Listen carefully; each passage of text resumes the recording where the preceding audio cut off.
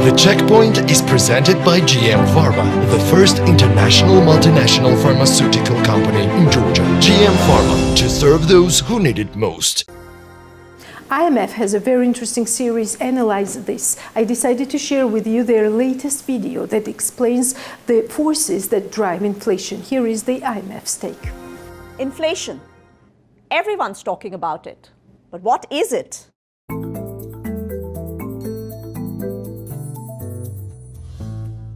Maybe you've noticed that prices have gone up since the start of the pandemic. Food, transportation, even clothes, all have become more expensive.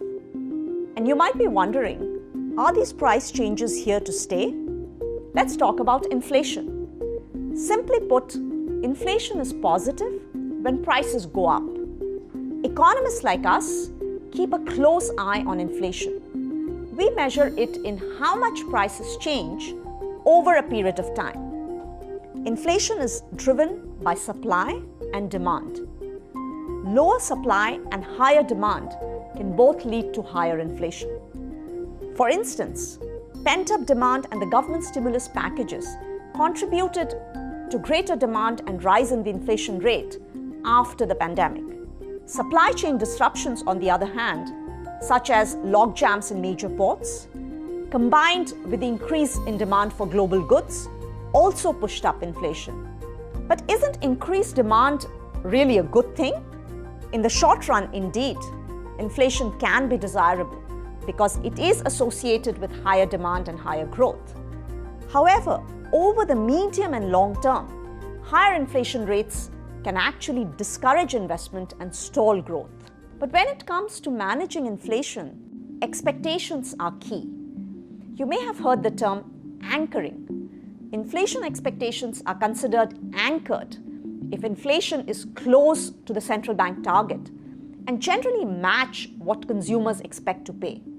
Anchored expectations give central banks and governments more scope to pursue policies that stimulate demand.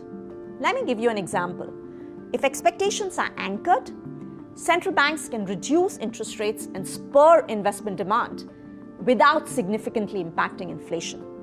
When prices and people's expectations go in different directions, that's de-anchoring. And when that happens, inflation can quickly take off and be very costly to rein back in. That's why central banks must communicate clearly to anchor inflation expectations. And policymakers must walk a fine line between remaining patient in their support for the recovery and being ready to act quickly. That brings us to our first question. Will prices keep changing? Well, we can't be sure. But recent IMF projections show that inflation will continue to rise before returning to pre-pandemic levels by 2022. But there are some factors that could keep inflation elevated for longer. In advanced and emerging markets, these could be surging housing costs and prolonged supply shortages. While in developing and low-income countries, rising food prices and falling currency values could be contributing factors. So while there's no firm answer on the future of inflation, there are indicators all around us.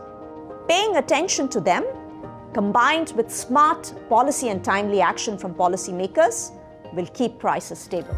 The Checkpoint is presented by GM Pharma, the first international multinational pharmaceutical company in Georgia. GM Pharma, to serve those who need it most.